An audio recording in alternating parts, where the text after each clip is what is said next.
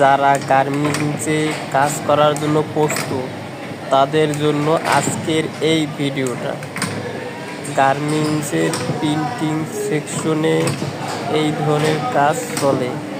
আপনারা যদি কাজের প্রতি ইচ্ছুক থাকেন তাহলে আসতে পারেন। দেখুন গার্মেন্টসের কাজ, দিন রাত 24 ঘন্টা এই কাজগুলোই করতে হবে। এটা হলো প্রিন্টিং সেকশনের কাজ।